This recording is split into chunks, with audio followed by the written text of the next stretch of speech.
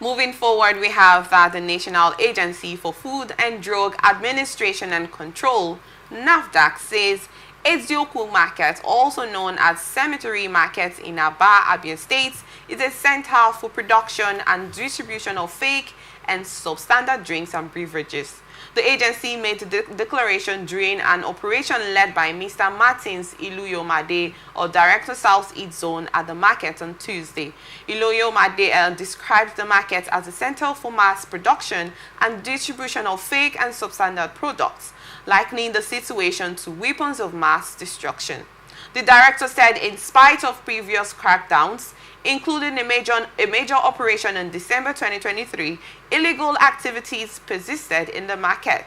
He said it was baffling that individuals remained recalcitrant and determined to make money at the expense of the lives of their fellow citizens.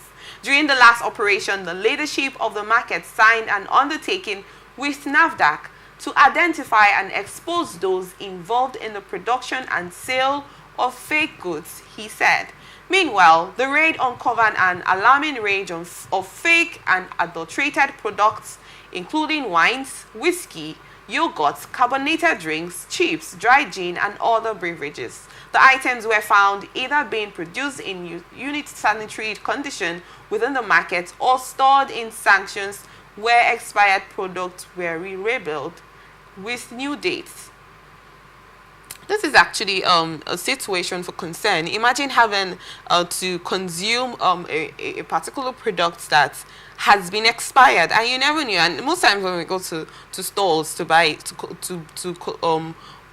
purchase certain products, commodities, we tend to check the dates. I don't know if you do that oftentimes. And like, oh, let me be sure that this is actually of the current time and it's safe for me to consume.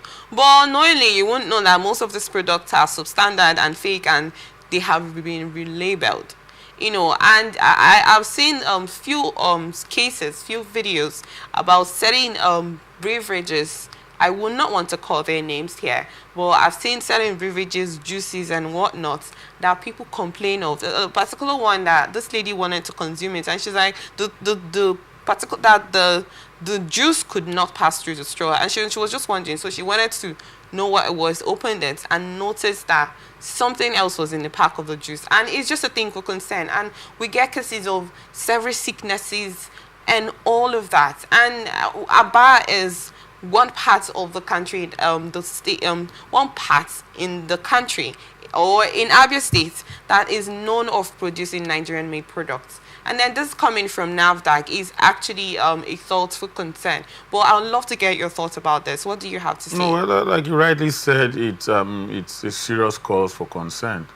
Like they describe it as, you know, a weapon of mass destruction, and that's the best way to describe it. But then again, I think this is just one out of several places where, you know, fake substandard consumables, you know, are produced in huge numbers, and most times they find their ways into the shelves of some of these major, you know, supermarkets, you know, where products that are expired and unsuitable for human consumption are relabeled, you know, and you know, people are expected, unsuspecting members of the public, you go and buy, you know, poisonous substances and you consume it, and like you said, people are suffering from strange illnesses these days. So it's really quite unfortunate. But I'm still wondering why a market that is notorious for the production of fake products,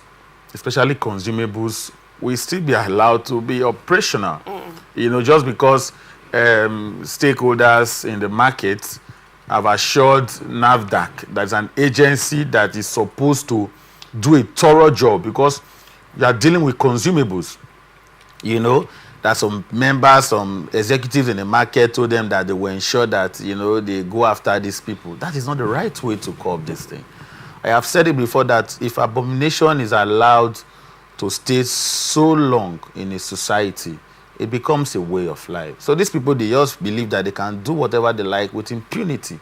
Otherwise, that you have, you know, you have identified these people not once, not twice, and the market is still operating. What are they trying to explain to us? I've actually had seen cases where some factories get sealed up by Nafdac. So in this situation where Nafdac just declared it, yes, we could say that they are calling it to notice that, oh, this particular part of the state produces this substandard product. Isn't it supposed to be their responsibility to seal it, apprehend whoever is involved in the situation, and let the law follow its course? Yeah, yes, that's what I'm saying, that some persons have been identified in a market, like from what it was reported, the market is notorious for the sales and production of fake products, especially consumables. So it is not something that they should have, handled with kid gloves. Once people don't get consequences for bad behavior, they just take it as, as one of those things. Like I've said before, this is one out of several places in this country where people engage in production of, poisonous substances, and they sell it to members of the public to be consumed. Even pharmaceutical products, so many like that. Is it that Nafdac do not carry their due processes in authorizing most of these products before they are released in the market sector for consumers? Nafdac, of course, I would say, they are trying, but, their best is not good enough. You cannot tell me, as an agency that is saddled with the responsibility to ensure that people don't consume poisonous substances in their system, and these things are happening before your eyes. Is it that some of their agents have been compromised to the extent that they don't carry out, proper inspection and investigation on all? Because anything short of the best is unacceptable. These are consumables, whether they are beverages, whether they are alcoholic and non-alcoholic beverages, whether they are other kind of consumables. It is the responsibility to ensure that there is 100% compliance with the standards. Just like what we have in the Standard Organization of Nigeria, people bring in substandard products into this country and it passed through our borders. So how come these things, as they've been allowed to fester for so long? So for me, Nafdac, of course, thank you for this discovery. And then again, I also dare say that they've not really done enough, because this particular Eziukwu Market, aka Cemetery Market, even the name alone tells you that whatever you consume there draws you closer to the cemetery. Oh, but Mufasa, so I actually wanted to get something on our thoughts here. Let's give a particular scenario where a particular product that is popular in an open market, we buy them, and we know that this particular products they are known for genuinity. Like, we know that when we buy these things, we are sure that we're guaranteed that it's not going to affect our health. And then you see the fact that this particular product is being produced somewhere else. How do they have that access to produce let's give an instance of particular water or a pack of juice, and then you see that this particular pack of juice is produced somewhere else in Aba, and they're different manufacturing company, there are different factories that actually do these things. Am I making sense here? No, of course I can. You get what I'm trying to say. A particular product is being produced somewhere else, and they have their producers, but some of them are imitated in Aba. How do they have access to do this kind of things? How are they allowed to use the same pack of this juice, produce almost similar taste, but the fake ones, this goods, this production services out in the country, are they not supposed to call this to our notice? Because sometimes you get water and you'll be like, this particular water doesn't have the original taste that I know, but you won't be sure, you won't know where how to really define it. You know, so isn't it in a case where a particular factory or manufacturing factory calls it to our notice that if our goods does not have this sign, it does not have this logo, it does not have this color, it is not ours, even though it looks similar. You know, I just wanted to get your thoughts on that. I know, of course, every original has its fake. Let us not, be too hard on ourselves. Even in the Western world, fake is an English word. Okay. So of course, you should also know that they also have fake products even in Europe and America. But what they do over there is they've been able to reduce these things to the barest minimum because they have a standard. Now, if you are traveling on the road, even on our cities, you see some of these things they sell in traffic. Some of them are unsuitable for human consumption. We have Nafdac. Some of the so-called big players, the big names, big brands, that ordinarily you had so much confidence that this is something that could not easily be adulterated. You see these guys, these bad guys, still have a way of adulterating those products. The reason is being that Nafdac has not been doing enough. Because if Nafdac has been doing enough, I, as a producer of a certain product, I have my standard. Of course, after Nafdac has come to do their due diligence. And you have some other persons, criminals somewhere, adulterating that product. It is the responsibility of Nafdac to ensure that those persons do not, are not allowed to, penetrate the markets with their fake products. How do you do so? You have your men constantly on the field. It is not in the offices. Nafdac, your job is not to sit in the offices and expect to apprehend the people who are producing fake products. Okay. You don't get them there. I just make a good example of people who are selling some of these, beverage drinks on our highways. If Nafdac is true to that, so most of them are not suitable for human consumption. But because maybe they've been able to compromise 1 or 2 quarters, they allow. So they just describe it as weapon of mass destruction, and that's the best way to describe it, because it's not as if they will kill you immediately.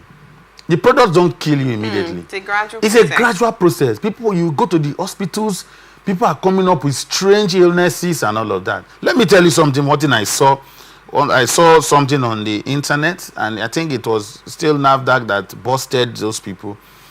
Some persons were using detergents to produce alcoholic beverage drink. Some of this beer you consume, they don't care.